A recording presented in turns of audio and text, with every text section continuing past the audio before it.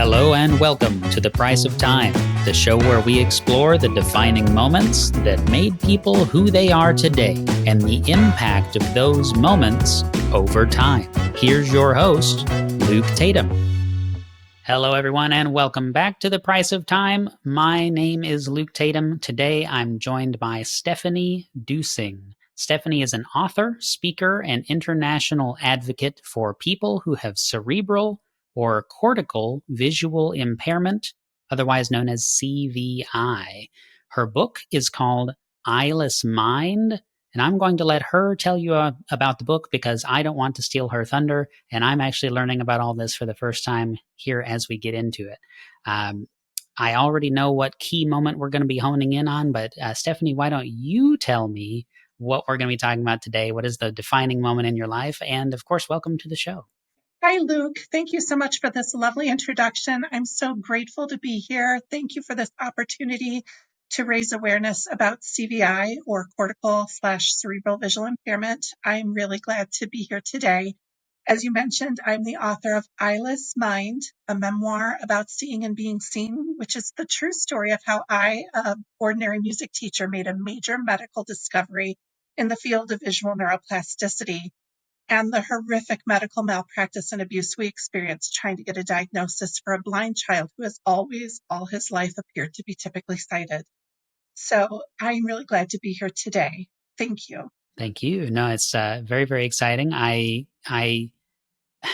is going to be a crazy story. I know without, you elaborating just from what we've already said here and in the recording so far, in the first few, not even 2 minutes that we're in. There's a lot here. There's a lot to get into, but I do like to structure this around a key defining moment, So you discovered, from what I understand, in 2017 that your son was almost completely blind. And so prior to that, you didn't know that, right? So how could that be? And just tell me.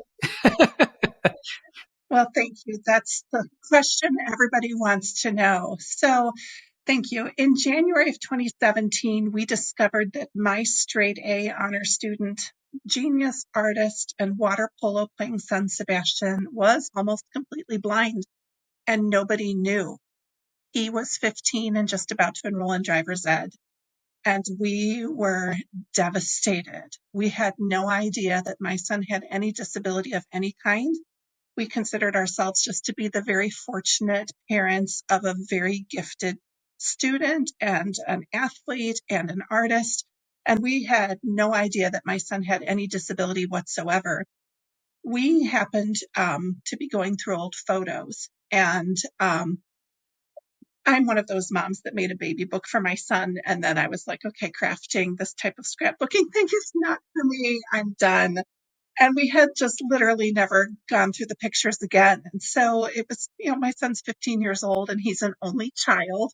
And we were literally looking at pictures we hadn't looked at for years on the computer. And I was narrating to my only child about who was in the pictures because we have family all over the place that we don't see very often. So I was saying things like, oh, look, there you are, with your cousins from Canada that you haven't seen in 7 years. And, oh, look, there you are with our neighbors from the town we used to live in when you were little that you haven't seen since you were 2, And so my son was looking at pictures of his own face for like half an hour. And we had kind of migrated up into the preschool toddler years. And all of a sudden, an adorable picture of him popped up on the screen. And it was so cute. And I just said, oh, look, who's that? And there was just crickets. My son was just staring at the picture and he said, how should I know? And I just looked at him because he's been looking at his own face for half an hour, right?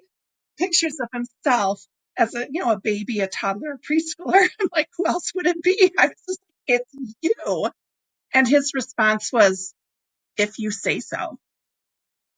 And back in 2017, I had never heard of CVI.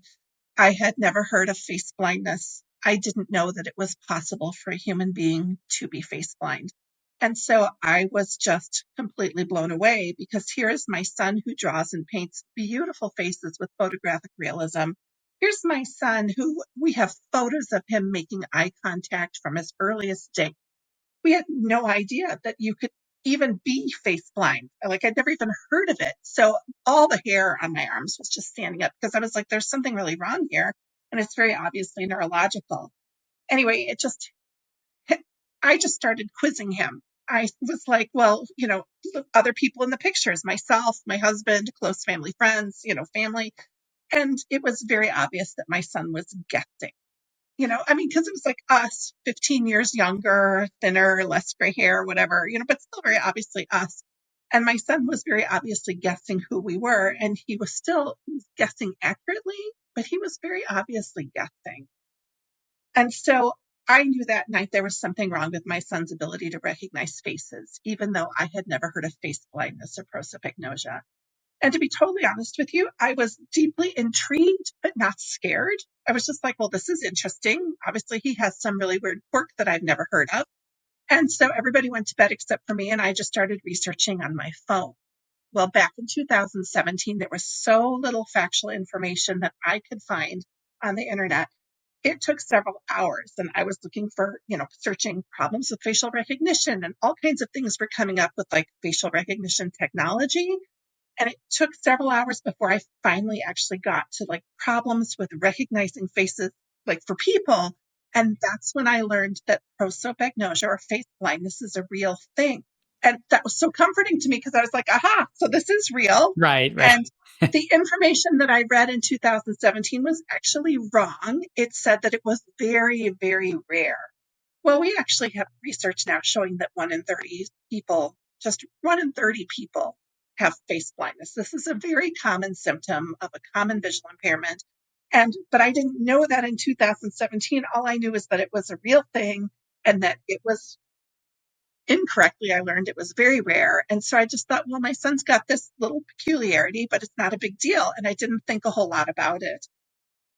But then the very next day, we discovered that my son had taught himself to navigate our own home by counting his steps and turns and had been doing it that way since he was a toddler.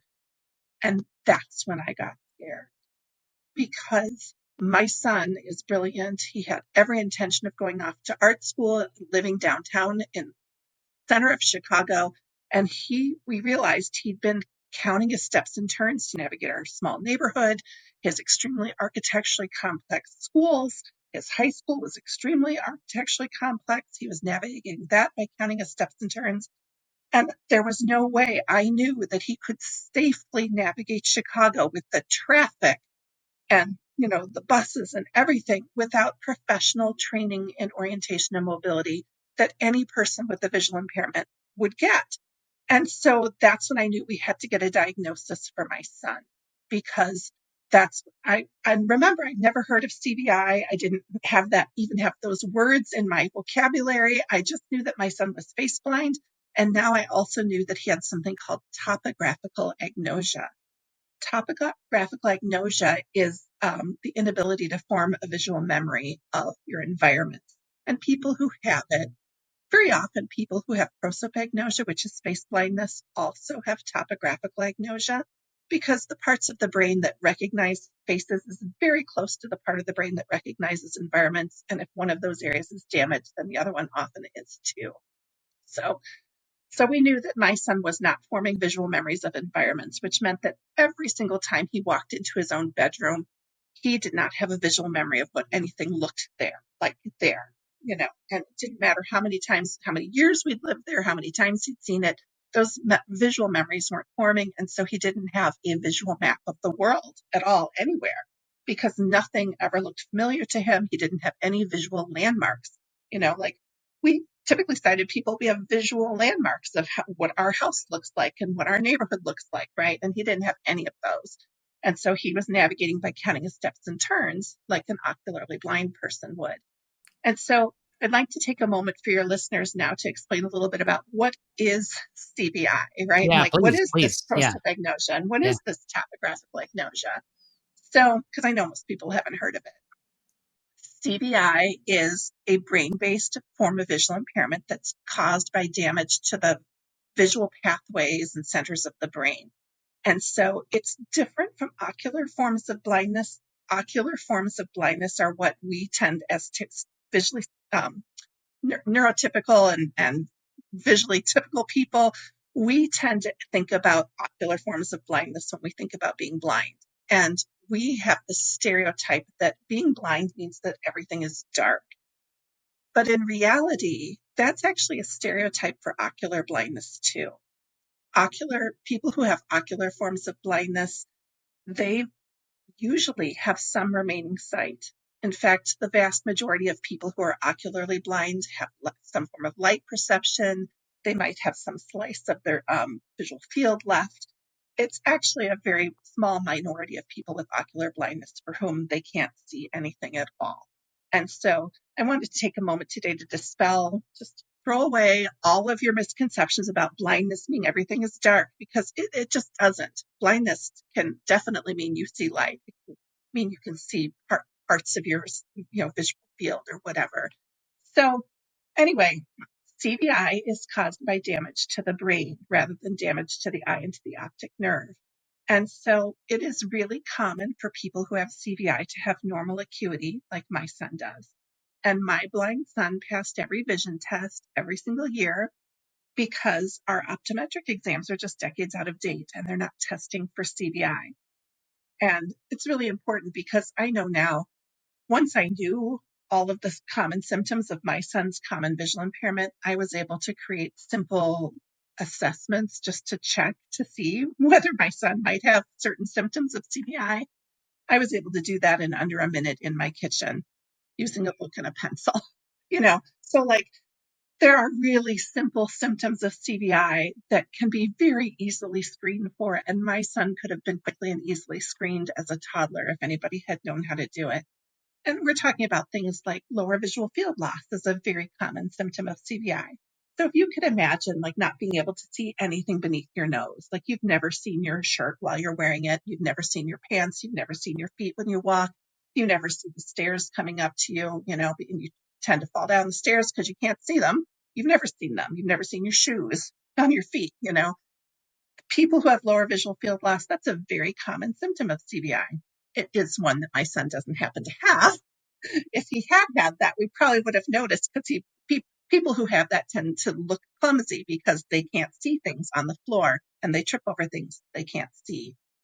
So, when you think about the eye doctor, the stereotype of holding up your fingers and saying, how many fingers are you holding up, right? Well, if you just hold them down low, Right, people then you with lower can't. visual Yeah. field loss won't know, Right. right? So, these are really simple things that can be done to screen for CVI. So, yeah, it was frustrating. But the reality was, we discovered this constellation of symptoms, and it was over the course of several days and then weeks and then months before we figured out everything that was wrong with my son's vision. But the important thing was that the day we discovered that he was navigating by counting his steps and turns, I knew that my son needed to have professional orientation and mobility training in order to learn how to navigate using his phone, using Google Maps on his phone, because the way he was navigating right now, he was dependent on learning that route from me or a friend, following someone around while he silently counted the steps and turns until he had it memorized. And he was going to go off to college. He's brilliant. And, and I wasn't going to go and live in the dorms with him. What every teenage boy's dream, right? To have their mom come with them to college and teach them the routes around campus, right? He needed to have professional help to get this done. And I knew that the only way that he could get this help was with the medical diagnosis. Unfortunately, back in 2017, I had no idea how hard that was going to be. And I made an appointment immediately with the neuropsychologist that had done a full neuropsych evaluation for my son just a few weeks before for a completely unrelated concussion. And this doctor, I was using the correct medical terminology to describe my son's symptoms: prosopagnosia, face blindness, topographical agnosia, environmental blindness. And this doctor looked at me like I was insane and said, I can't help you, and I don't know anyone who can. Good luck with that. And we had $150,000 in medical bills trying to get a diagnosis for CVI. There is research right now coming out of the UK showing that 1 in 30 students in a regular education classroom have symptoms of CVI. making CVI more prevalent than autism. 1 in 30. We have known for more than 10 years that CVI is the number one cause of visual impairment in the developed world. It is the number one cause of visual impairment in the developed world, and there's no diagnostic code for it. And so doctors get no training in what it is or how to diagnose it. And so we were labeled crazy by the medical establishment and repeatedly verbally and emotionally abused. And my son doesn't need academic help. The only thing he needed was help with navigation so that he could live independently. And he's very bright. I didn't think it would take very long for him to get the, the hang of it. And we were treated like dangerous criminals, like we were asking for narcotics and to have, limbs removed from my child and his, hands and feet chopped off. We were treated like we were dangerous. And we literally saw optometrists, neurooptometrists, ophthalmologists, neuro-ophthalmologists, neurologists, neuropsychologists, and we traveled across the country looking for anyone who could provide a diagnosis for my son and prescribe a few weeks of orientation and mobility so that my son could learn to navigate independently. And I had to take my son to Paris for a week-long research study with Dr. Sylvie Chauffron, who is the director of the unit of vision and cognition at La Fondation Rothschild in Paris, France. She's a lovely person. And so they did a week-long research study just on my son. And the reason this was important is because one of the many, many pieces of misinformation that we were told repeatedly when we were going through this diagnostic process is we were told that there was no possible way that my son could have a neurological visual impairment because he had a normal appearing MRI. They said his brain scan looks fine, and so there's no possible way he could have this. Well, the reality is more than 10% of people who have cerebral palsy also have normal appearing MRIs, and they still have cerebral palsy, and doctors know this. And they diagnose people with cerebral palsy with normal MRIs every day. You know, so if I can jump in for a second, I want to. This is an interesting kind of. Not sure what the right term is here. Synchronicity, maybe not that word, but an interesting little detail come up from my own life. So I was in a car accident when I was 15 and lost some brain tissue and some things. My skull was shattered on this side, and a bunch of crazy stuff happened. But yeah, I mean, the doctors just kind of came out and told me, like, look, this is kind of what we think. You may have trouble learning a foreign language. You are probably going to have memory loss, all these different things, but we don't really know. Nobody really understands the brain. And there's, we know less than we do know. Or excuse me, we don't know more than we do know, rather. And so, just kind of do the best you can, right? And like I saw a neurologist, and it's just sort of trial and error and different things there. And so that's kind of a long story, and I won't get into all that. But anytime I go see an optometrist or anything, I wear glasses, right? And I have for a long time. But I went to a local optometrist here recently and mentioned to him, it's the first time I saw him, that, I had this accident and I have all these kind of weird brain things that I have to sort of keep up with and all this. And he said, well, hey, if you have to get an MRI every time you have a knock to the head, which is true, then why don't we do a poor man's MRI, which is a visual field test? And so, because it's like $80 or something to get one of those done. It's no big deal. And I, have maybe one small area where I don't have perfect, recognition of something like a light flashing. It's just a simple visual field test. But he's like, it's barely anything. It could have just been that you blinked or something, at that time. So probably not a big deal. But the brain and eyes are so much more linked, I guess, is kind of the point of why I'm telling all this stuff, right? They're so much more closely aligned than people realize. It's not that the brain is a separate thing that has nothing to do, with the other, right? And so it's just interesting. It's very interesting to kind of hear this from the other side, because you're really dealing with it from a completely different angle, as you're trying to discover what's wrong with your son. Well, and I really appreciate you sharing your story about this, because what you said about the brain and the eyes being linked, absolutely. And in fact, what they have done, scientists have actually measured the amount of time after the light strikes the retina at the back of the eye. What happens is when the light strikes the retina of the back of the eye, it is transmitted into an electrical signal and it is passed along the optic nerve past the lateral geniculate nuclei, or the LGN, and it goes to the back of the brain.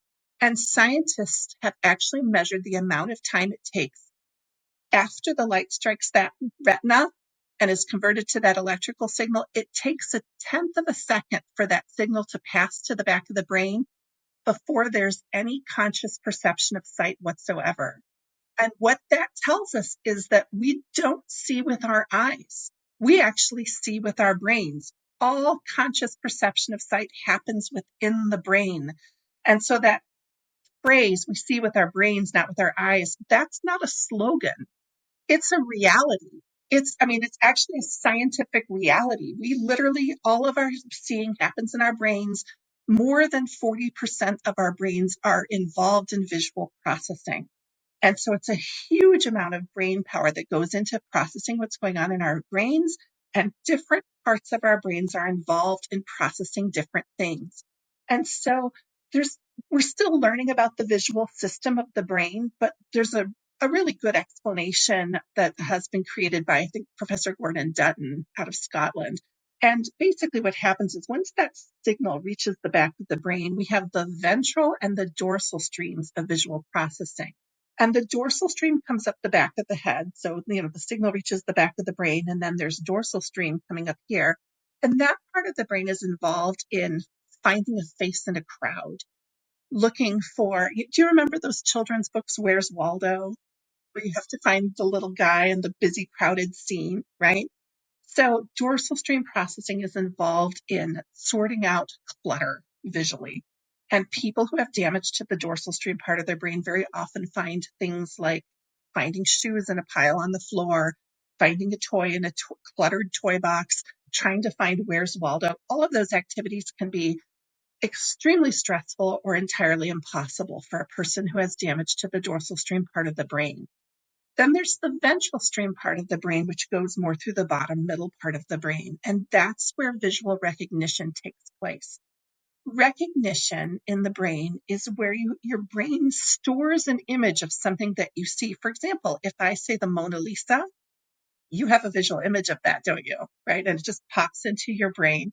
For neurotypical people, right? Like you can just, that, you know exactly what I'm talking about. You can see it, right?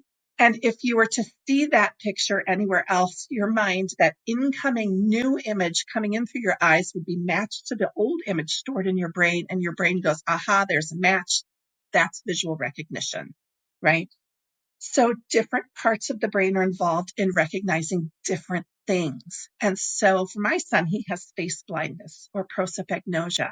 If you take your right hand and touch above and behind your right ear, that's where the right fusiform gyrus of the brain is. And that's the part of the brain that's associated with recognizing faces.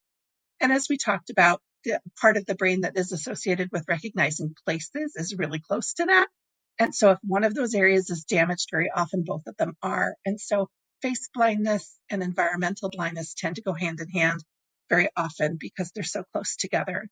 But there's different parts of the brain that are involved in recognizing objects, biological forms. Like for my son, he can't just not recognize faces. He actually can't recognize his own hands, feet, or body. He can't form a visual memory of any animal or any person, any part of any animal or any part of any person or plant either. And so all of that is inaccessible to him. And so there are separate parts of the brain that are involved in recognizing words, letters, numbers, and simple shapes. And so this is where I know people at the very beginning were going, how on earth could you not know that your kid is blind until they're 15 years old? Well, so the reason we didn't know that my son was blind until he was 15 years old is because he's the only person in the world known to process his vision verbally. He uses verbal mediation to see. And Sebastian he is actually, according to Dr. Lotfi Marabet, who runs the Laboratory for Visual Neuroplasticity at the Scheppens Eye Research Institute, Dr. Maribet has told me that Sebastian is the most studied individual in the world with CVI. He has spent countless hours in the fMRI machines, and they've written a paper about him. And so this is real. And I'll put a link to the paper in the show notes so that your readers can follow up on that if you want to. But when we were talking about how you don't even need eyes to see, right? It's the brain that's seeing. There are people alive on this planet right now who don't have any eyes, who can see. And for one example would be Daniel Kish. Daniel Kish lost both eyes to cancer in infancy, and he taught himself how to echolocate. Daniel has no eyes, but he can ride a bike. Daniel has no eyes, but he can read if the letters are three-dimensional. He clicks his tongue and then he echolocates. And when they put Daniel into the fMRI machine, fMRI is different from MRI. It's a functional magnetic resonance imaging, and it shows not just what the brain looks like, it shows what the brain is actually doing. And so when they put Daniel in the fMRI, it shows that his visual cortex lights up when he hears echoes, but not when he hears ordinary sounds. And so he is literally seeing with sounds, just like a bat or a whale. So my son has unique visual processing, just like Daniel Kish. And my son's visual cortex lights up when he thinks the verbal characteristics of what something or someone looks like. So a few years ago, I had cataract surgery, so I no longer wear glasses all the time, but my verbal characteristics used to be tall, blonde glasses, because I used to wear glasses. And when my son thought those words to himself, he would literally get a momentary glimpse of what I look like. Just like when I said Mona Lisa, you got a glimpse of what that looks like, right? And that's what my son has to do to get a glimpse of any person, any plant, any animal, any object. He has no ability to recognize faces, places, objects, biological forms, nothing.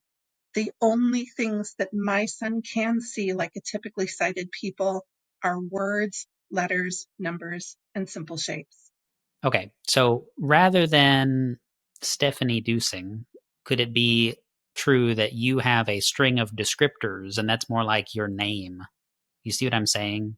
Like that is your kind of your marker in his brain to say this is who this is, right? You're a set of descriptive phrases or adjectives or whatever. And because Stephanie is an abstract concept, Luke is an abstract concept, right? It's a placeholder for a visual representation of somebody, right? You say, oh, it's Luke. Oh, that's the Mona Lisa. So yeah, my name is Right, Stephanie Duesing, and he knows my name, right, obviously, and he calls me Mom. Actually, right, my name for him is Mom. right, you know, but to see me, to actually get a glimpse of what I look like, he has to think tall blonde glasses. right. Actually, I'm sure those descriptors have changed. I've never asked him what my new ones are. But in the fMRI, Dr. Lotfi Maribet has literally shown that his visual cortex lights up when he does that. And he has to do that for every single object. And he's using an enormous ontology of memorized verbal characteristics to identify absolutely everything and every person. And he's so good at what he does that, I mean, he has millions of memorized characteristics because my son, I know people are still wondering, well, I don't understand how you didn't know he was blind. Well, my son, he can see words, letters, numbers, simple shapes. And so my son is able to form a visual memory of letters and numbers and words and simple shapes. And so he had visual access to numeracy and literacy all his life. And in fact, he started to read, he taught himself to read and write at the age of 2.5. And so my son was actually identified as very gifted as a kindergartner, which was not a surprise because he was reading and understanding the original Nancy Drew chapter books with the lawyerly language when he was 4. So we knew, you know, and he actually, yeah, he's extremely gifted. We are not homework people. I'm actually a teacher, and I have never seen research showing that homework of any kind is effective or necessary for a child under the age of 12. So we are not pushers of any kind. And in fact, we actually fought the grade promotion for social reasons. His school came to us and said they could not meet his needs academically in the grade he was in. He finished the 4th grade math book first quarter of 3rd grade, and we had no idea he'd done it. And then it was a surprise to us, like we didn't know. He didn't tell us, and I've heard about it from the school. And if you know anything about the grade promotion process, you know that it's extremely rare in the US and that they go through every aspect of your child's development intellectually, academically, socially, and physically. And my blind son sailed through the grade promotion process without a single person having a concern. And I want to be very clear here. One of the reasons I'm here today is to say, as I mentioned earlier, we have research now showing that 1 in 30 students in a regular education classroom have symptoms of CVI, which means that my blind son, who looks like he's typically sighted, represents the typical presentation of CVI. He is not amazing or weird or strange or this weird fluke. Actually, we have 1 in 30 kids, 1 in every classroom, who look like they're typically sighted, just like my son did. And I am here to say CVI can be and is very often an entirely invisible disability. There is no way to tell that my son is almost completely blind academically, socially, or physically. My son was rated as extremely athletic by his PE teacher because he is. And people are still, I know, wondering, well, how can that be? Because they're still thinking about, well, blindness means everything's black, but it doesn't. Well, what about something like, okay, you're going to pick him up at school and, he's standing there and waiting for you to arrive. I mean, is it that he wouldn't recognize you until you called out to him and recognize your voice? Or like what? I mean, how does something like that work? Because that's what my brain goes to, is like a maybe a scenario where you would start to realize, I'm not saying you should have. I'm just saying, like, trying to process it. No, it's a great question. No, I love that you asked this. And I feel like the universe conspired against us in so many ways to keep us from identifying anything wrong with my son because he's an only child. And so I didn't have 6 kids, so I was never distracted at pickup. I was just there on a mission to pick up my kid, and that's what I did. And honestly, I am 6 feet tall, and I stand out in a crowd. So, like, there was multiple reasons that it was easier to find me. You know what I mean? Like, I was just had 1 kid to find. I was never distracted with 3 other kids running around.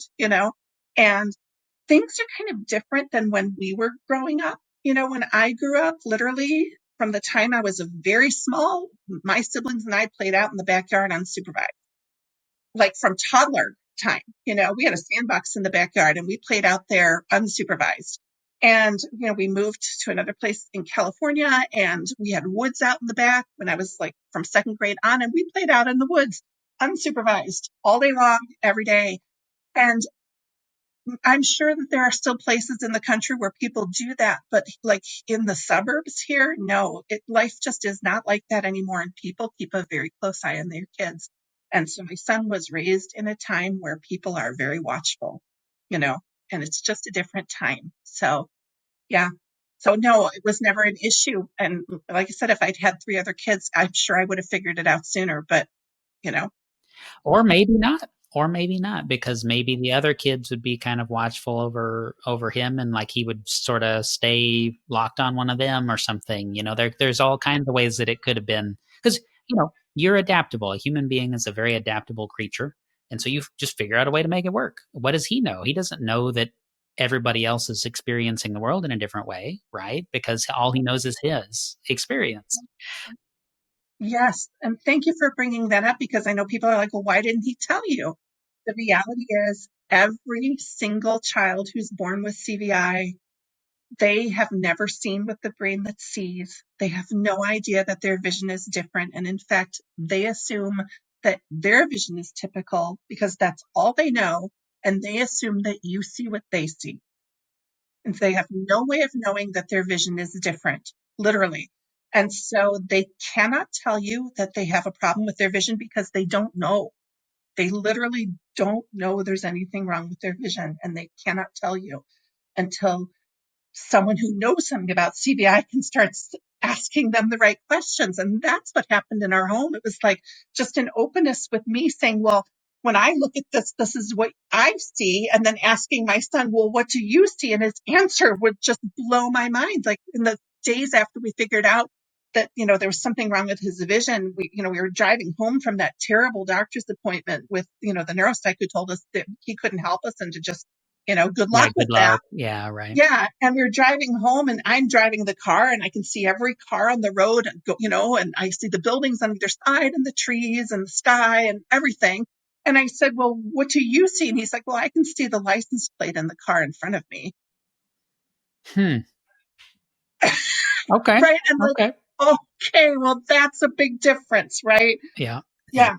And I can see everything and he can see this one thing, Huh. right? Yeah. That is wild. So, That is wild.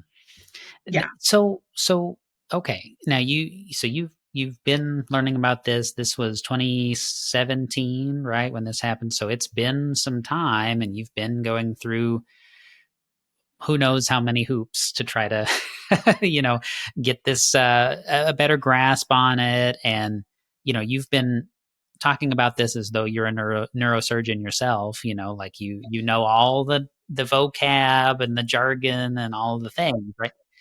Yeah. Well, and it's like my son is autistic. We have an only child, and he's autistic, and my wife knows every little aspect of the major therapies, and like all the different ways that you handle that stuff. And so, like in some cases, she was teaching therapist things, about how to work with him, and it's like you have to do that because you're a parent, right? You step up and you do what you have to do. Right. Well, and especially in a situation where CVI does not have a diagnostic code. And so the Perkins School for the Blind is where Sebastian was eventually diagnosed. And I never finished my story about going to Paris and why that research study was so important. So I just want to circle back to that briefly. The reason that research study was so important for our family was because Dr. Shawkran gave my son something called a SPECT scan. If you'll remember, I told you that we were repeatedly and incorrectly told that my son could not have a neurological visual impairment with a normal MRI, which is wrong, right? And yeah. So what was important is Dr. Chakran gave my son a SPECT scan, which is a nuclear medicine test. And what that does is they inject a little bit of nuclear medicine into your bloodstream, and then they take pictures of your brain. And it measures the blood flow to your brain. And any part of your brain that is not receiving blood is dead tissue. And so even though my son's brain it has a perfect picture when you take a picture of it with an MRI, what it's actually doing, I mean, there's whole areas of my son's brain and the visual processing parts of his brain that are dead tissue and aren't functioning because they're dead tissue. And so my son has really significant brain damage because I almost died giving birth to him. And so this is what happens. I was diagnosed with preeclampsia 3 days before I was due. And so he was a full term baby. And I almost died. My blood pressure crashed to 40/26. I had the epidural, and my blood pressure crashed after getting the epidural. I had some reaction to that. And I got the 6-inch needle of epinephrine to my heart, and I was unconscious for 6 hours of my labor.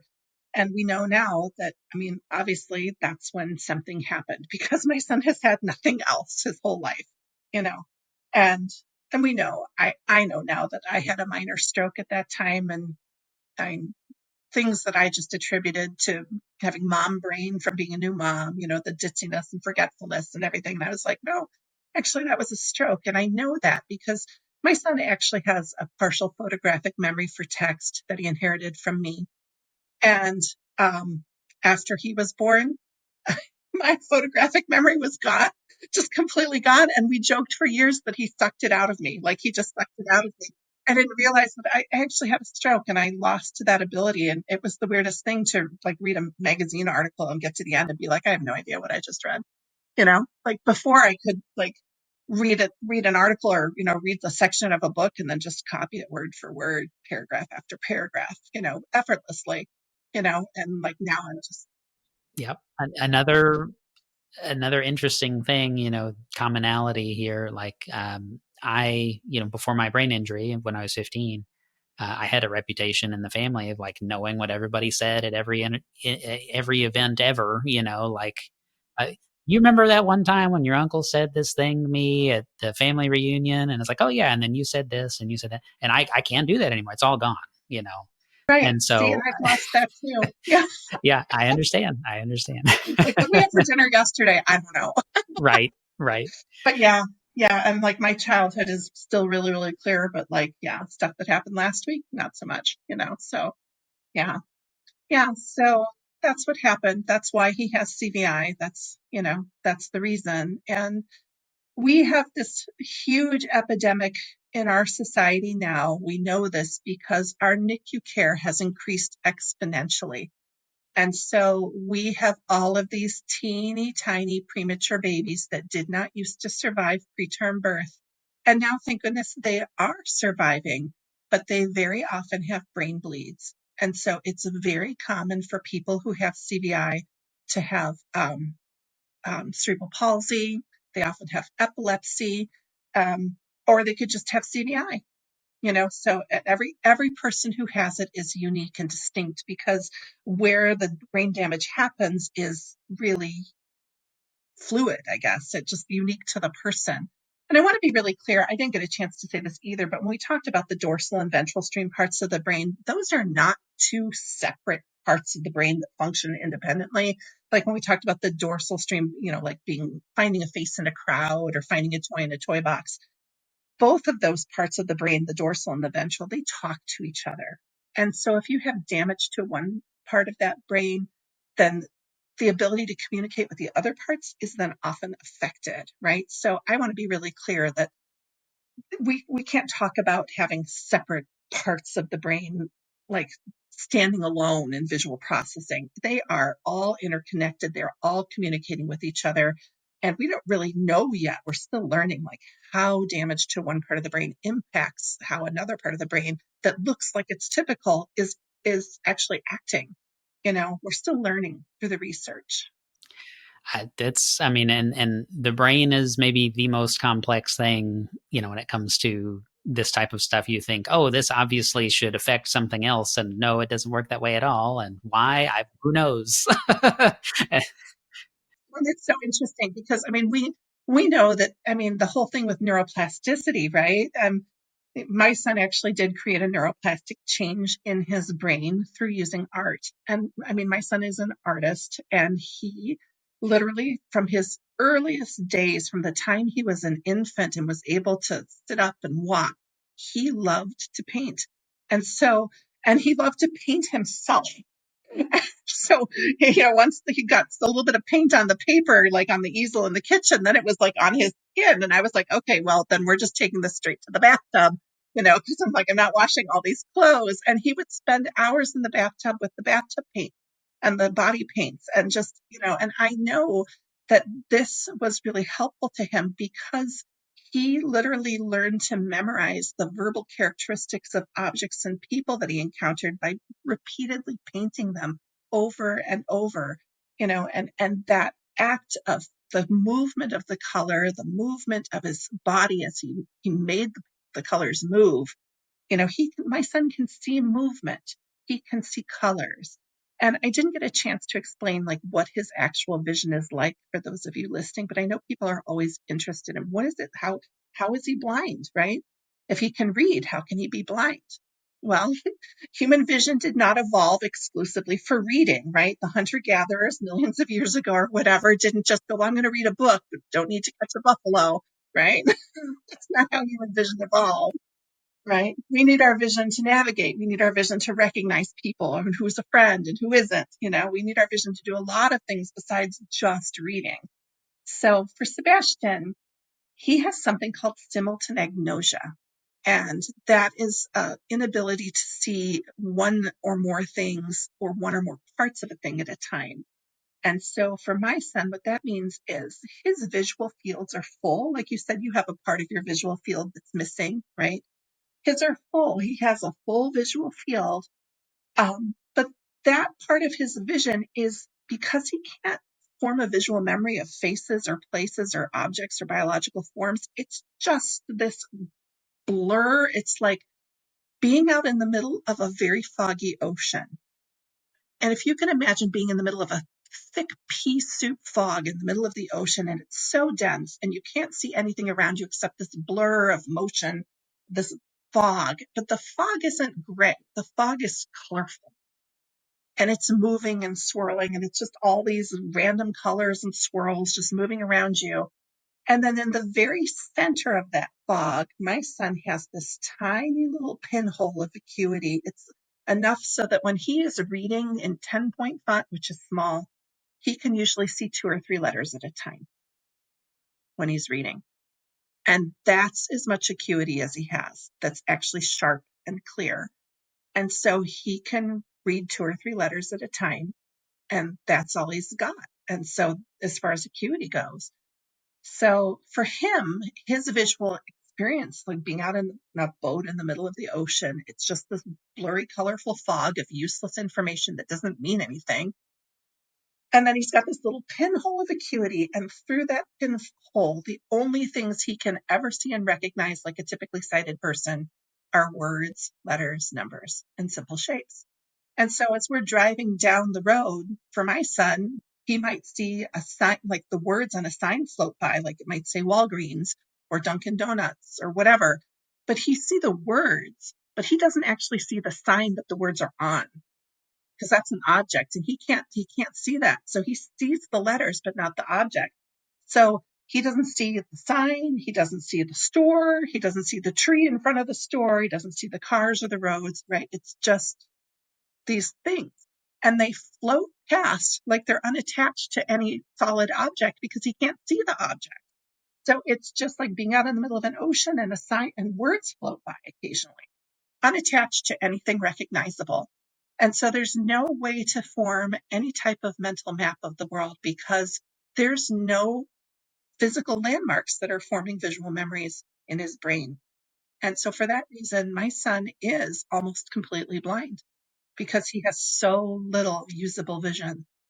And he got really, really lucky that the parts of his brain that are involved in forming visual memories of words and letters and numbers and simple shapes, those parts didn't get damaged. And so my son excelled academically because he could see those things. But I want to talk for a little bit about a friend of mine that I have. And what happened to us is really common. Actually, it is common for people to go for years or decades without a diagnosis for CVI because doctors know nothing about it. I have a friend in Iceland who's 26, didn't get diagnosed till she was 26. She's legally blind in Iceland and didn't know she was blind till she was 26 years old. My son was 15. So we have another friend in Vermont, and they discovered that their child is even more blind than my son is when they were 12. And this child is very severely visually, she's blind and worse than my son. Unlike my son, this child struggled to form any type of visual memory of words or letters, numbers, those kinds of things. And so they struggled academically. And the mom is brilliant, absolutely committed to teaching their child. Didn't know anything about CVI, right? Had never heard of it, just like everybody, mostly of you listening today have never heard of it, right? So they tried every research-based dyslexia intervention program for this child, and they're a homeschool family. The mom is an educator. She's brilliant. The child is brilliant. They knew the child was brilliant because the verbal responses that they were getting from this child, right? But this child could not. They tried everything one-on-one with dyslexia interventions for years without success. And then they figured out 2 years ago that the child has CVI. And unlike my son, this child cannot form a visual memory of letters and numbers, despite years and years of trying, cannot look at a letter and recognize it visually, like we were talking about. And so they switched to Braille and the Nemeth code 2 years ago. And this child is reading at grade level for the very first time in 2 years and is now practicing for the National Federation of the Blind Braille competition and is intending to win. Quite remarkable. Yeah. And so, yeah, part of the reason we felt it was so important for us to come forward. I mean, there were so many reasons, right, to come forward. Number one, we had to clear our names. We were labeled crazy by the medical establishment. And I mean, I was verbally I was threatened in front of my son. I was shouted at and threatened in front of my son, and it was actually because we were labeled crazy. It was impacting my son and mine's ability to access healthcare because we were just seen as crazy people and not having any real needs. And so we had to come forward for that reason. But also, I knew that if my blind son could be walking around looking 100% typically sighted, that anybody could be. And I was right. And I was absolutely right. And they are all around us. They're in every classroom. There's one in every classroom. Everywhere you look, there are people just like my son suffering unnecessarily. And I want to tell you very clearly, I know many, many people in the CVI community who went for years and decades undiagnosed and misdiagnosed, and every single one of them suffered serious trauma from being blind in a world where nobody recognized their blindness and nobody did anything to help them, my son included. It is terrifying to be blind and have nobody do anything to help you with that. It is terrifying. And my son was severely traumatized. The only symptom that we had that there might be something wrong with my son's vision was what appeared to be mostly mild anxiety. My son had what appeared to be mild separation anxiety when he was a toddler. And so he cried at drop off every day at preschool, starting when he was 3. And this went on for 2 years. And they cried almost every day when we switched to kindergarten. And so for 3 solid years, my very academically able, social, friendly, had tons of friends, loved people. My kid, who had absolutely no visible reason to be anxious about going to school, at a school where he loved his teacher, his best friends were in the class with him.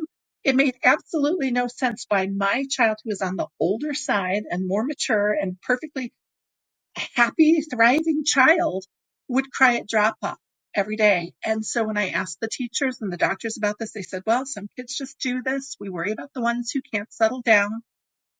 My son always settled down. He settled down. And so he flew under the radar. We have photo after photo of my son making eye contact from his earliest days. My son, who cannot recognize faces, made eye contact, regular, consistent eye contact. He used a visual guidance of reach, which is where you look at something and then you reach for it. Well, we know my son can perceive movement.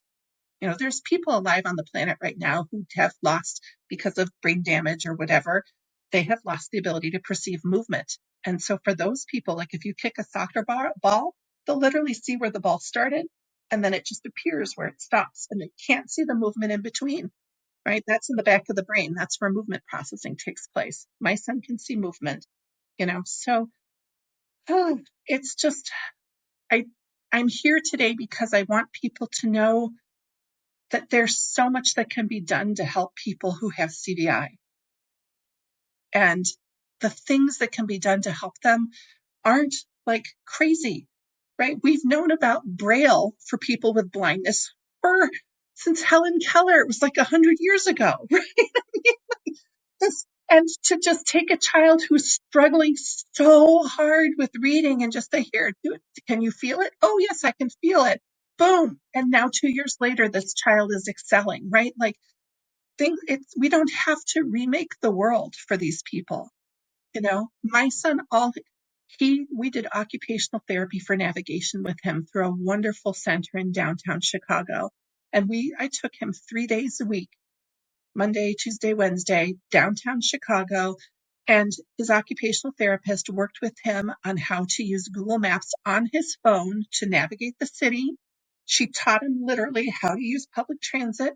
I mean, I never used public transit in my life. I've always been in the suburbs. I had no idea how to teach him how to do this. I didn't know how the subway system worked.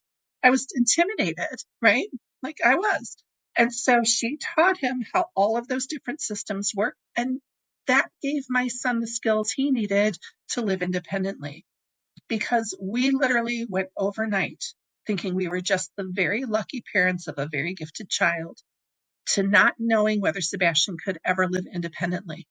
He was navigating by counting his steps and turns. That's not safe to put a kid in the city of Chicago and say, good luck, don't get hit by a bus, right? It was terrifying. It was absolutely terrifying. And it was terrifying for him I can only imagine. And you mentioned that much earlier in the conversation, you mentioned tests and very, very simple ways to try to diagnose this that are just not done. Is that something you'd be willing to highlight or walk through? I mean, is some way that you could test for this? Oh, like one of the things I did with my son, I mean, we knew he didn't have lower visual field loss because he wasn't tripping over things, right? If he was falling downstairs and tripping over things on the floor and appeared to be clumsy and couldn't play soccer, like we would have known there was something wrong or suspected, you know?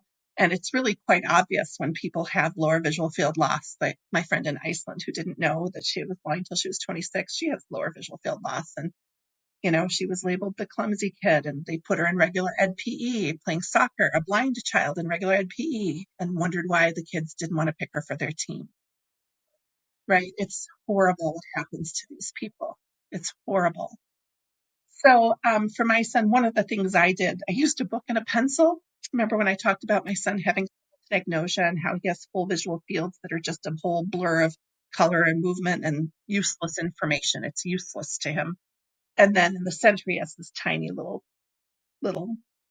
bit of acuity. So I just took a book and a pencil and I said, well, when I look at this word in the middle of the page, I can see the entire sentence and the whole page, and plus without moving my eyes, I keep my eyes on this spot where my finger is. Without moving my eyes, this is everything I can see. And I can see both pages, even though I'm only looking at this one spot, and I can see the table around it, and I can see the wall on the sides, and also a bit of the floor and my legs as I'm sitting here. You know, while I've got my eyes in one spot, I can see all of the stuff. And then I had my finger in the same spot. I'm like, keep your eyes on that exact same word right there where my finger is. Tell me everything you can see. And remember when he said, well, the whole thing with the license plate, right? Like, well, I can see the first three letters or whatever. It's like different answer, right? And how easy is that to do? Simultan agnosia is a very, very common symptom of this very common visual impairment. These types of quick screening things, I mean, I wouldn't say that you could, I'm a music teacher. I can't diagnose people with CVI, but like, this is not brain surgery, right? This is not hard to do to screen for these types of things. And so, yeah, we really need to do a better job. Well, thank you for walking me through that. I mean, it just for anyone that's listening, if you think, hey, that actually reminds me of my nephew, or whoever, right? Like then that just gives somebody an action step. And so, what else would you want to send people to? We're kind of, getting towards the end of the episode and everything. What other resources other than that study that you mentioned and earlier in the show? What else would you like people to know about and go to? If you think that you have someone in your life or that you yourself might have CVI, and I just want to be really clear, research is showing that I think it's like 70 to 80% of people who have cerebral palsy also have CVI. It's a huge overlap. People who have CVI are routinely misdiagnosed with autism, intellectual disabilities, emotional and behavioral disorders. They are misdiagnosed with absolutely everything except what they actually are, which is blind or visually impaired. And you can absolutely have autism and have CVI. It's not an either or thing. You can have both. Um, so if you think someone in your life or you would just like to learn more about it, I would highly suggest that you go to CVI Scotland. It's a free website. It's considered by experts to be one of the best sources of factual information about CVI. And it's presented in a very user-friendly way. You do not have to have a doctorate in neuroscience in order to read this website. They have wonderful videos that show what it can be like to look through the brain of someone who has CVI. And I want you to be really clear that if you watch a video or two, that doesn't mean you know everything about CVI, because every person's experience is so vastly different. It's so vastly different. But you can get an idea of what some of the common symptoms are like and how they impact vision. And so cviscotland.org is a great source of factual information about CVI. I would say if you think you need to get a diagnosis for yourself or someone that you care about, the only place in the US that I can recommend that can give an accurate diagnosis for CVI is where I took my son.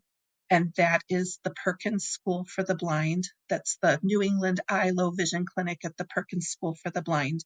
That's near Boston in Massachusetts. Dr. Barry Cran was my son's doctor, and he's a phenomenal person. He just retired this year, which is really, but he has wonderful people stepping in that he has personally trained. And so they have an amazing website. If you go to the Perkins School for the Blind, if there's any medical professionals or educators who are just learning about CVI now, please take a look at the prevalence data on the Perkins School for the Blind. All of the research showing that it's 1 in 30 people in a regular education classroom. It's all on that website, and you can see the actual research paper. These are facts from research, and it's all beautifully put together with an actual page for medical professionals there on that website. So you can actually peruse the research. The paper on my son is actually in that, so you can see that as well. Yeah. Nice. Okay. Okay. Wonderful. Wonderful.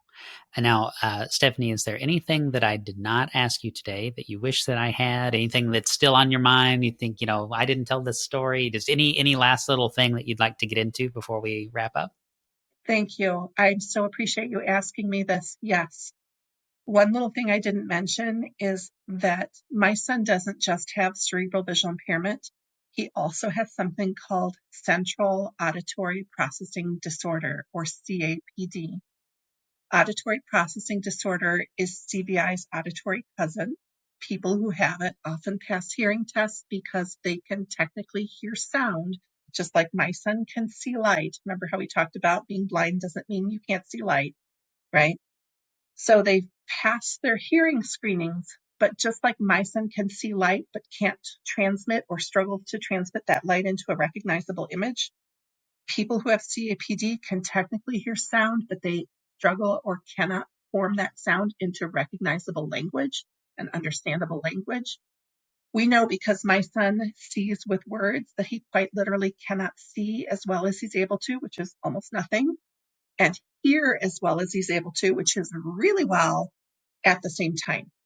And so if you were to think about, if you had to think the verbal descriptors to yourself to see every single thing pretty much around you, for my son, it's like, imagine if you had to think and recite out loud the Declaration of Independence to yourself silently while you were listening to a physics lecture. How much information would you get, right?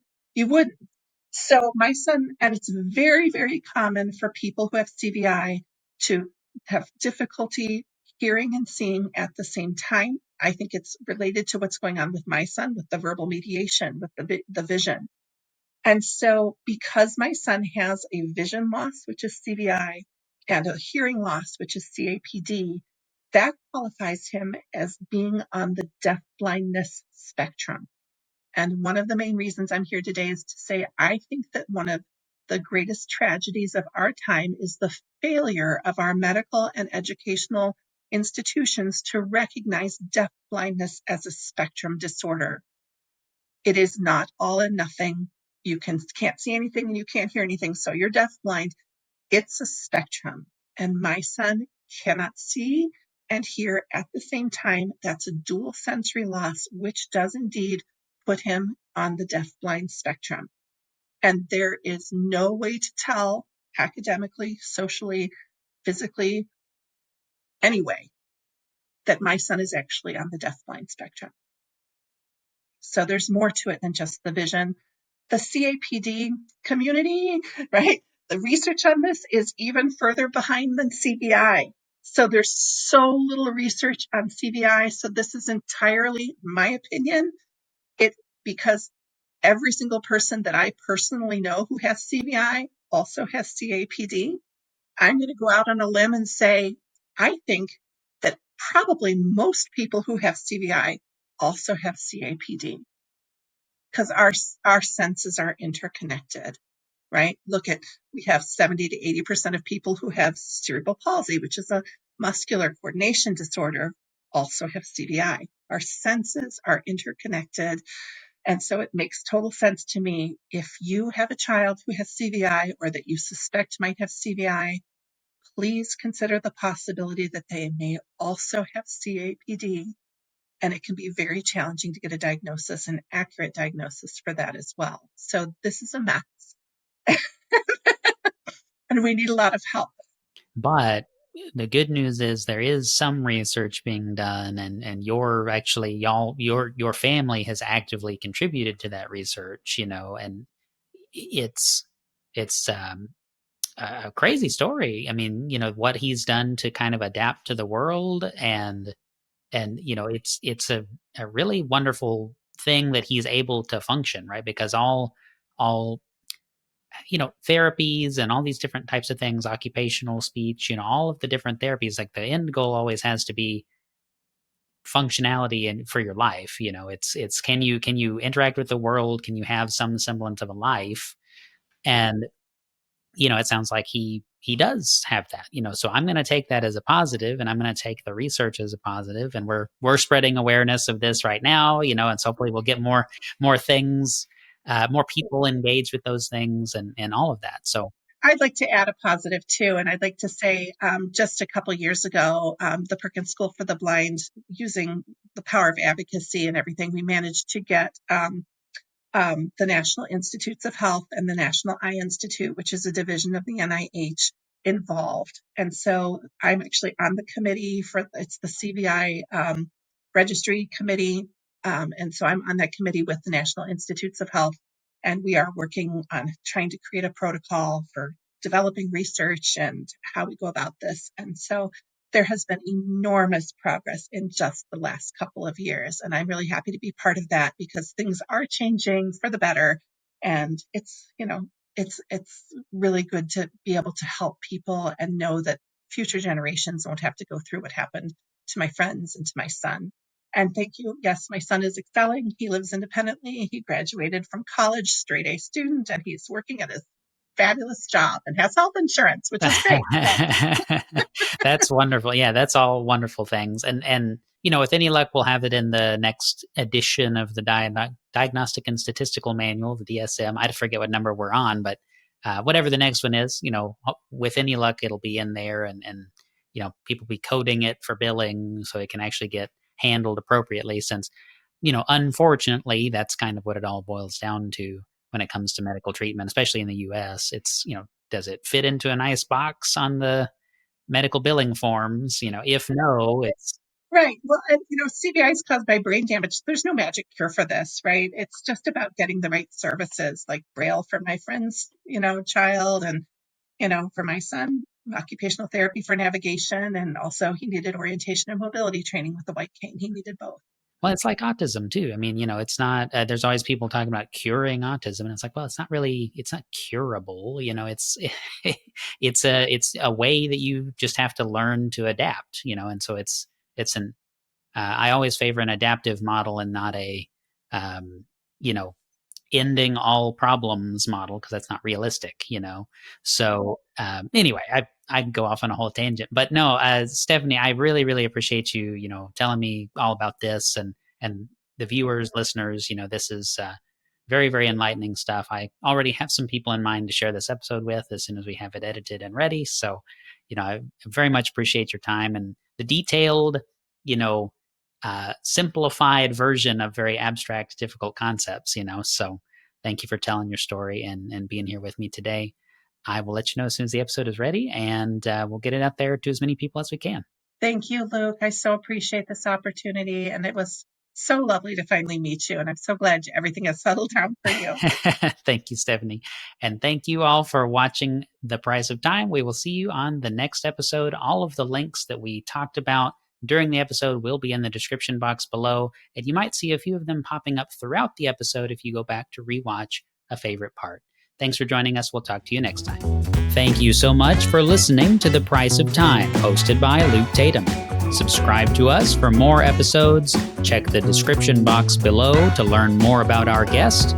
And if you found this episode valuable, please share it with a friend.